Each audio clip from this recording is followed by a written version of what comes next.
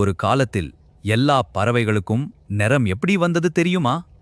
முன்னொரு காலத்தில் எல்லா பறவைகளும் சாம்பல் நிறத்தில் இருந்தன. ஒரு நாள் ஒரு அதிசய வானவில் தோன்றியது. அந்த வானவில் ஒரு ஏரியின் மேல் விழுந்தது.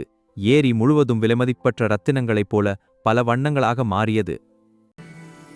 பறவைகளே, வாருங்கள், உங்களுக்கு பிடித்த வண்ணங்களை தேர்ந்தெடுத்து உங்களை அழகுபடுத்திக் கொள்ளுங்கள். கிளி ஏரிக்குள் குதித்தது. அழகான பச்சை, மஞ்சள் மற்றும் சிவப்பு நிறங்களில் மாறியது. நீலப்பறவை வானம் போல நீலமாக மாறியது.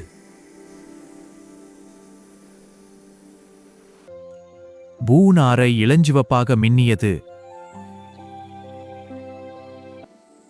ஆனால் ஒரு பறவை மட்டும் தன்னுக்காக நிறம் தேர்வு செய்யவில்லை.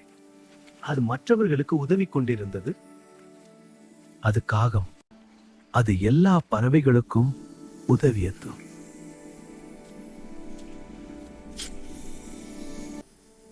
காகம் வந்தபோது எல்லா நிறங்களும் மறைந்து விட்டன.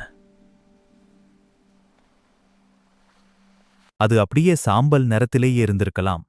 ஆனால் அதுவும் தனித்துவமாக இருக்க விரும்பியது. எனவே ஏரிக்குள் குதித்தது. காகம் வெளியே வந்தபோது அது கருப்பாக இருந்தது. ஆனால் காகம் மற்றவர்களுக்கு உதவியதால் அதிசய வானவில் அதற்கு ஒரு பரிசை அளித்தது. நீ மற்றவர்களுக்கு முன்னுரிமை கொடுத்ததால் உன் கருப்பு நிறம் என்றும் சாதாரணமாக இருக்காது. சூரிய ஒளியில் பல வண்ண நிறங்களில் மின்னியது. அன்பும் உதவும் மனமும் தான் உண்மையான அழகு. அதனால்தான் காகம் இன்றும் விசேஷம்.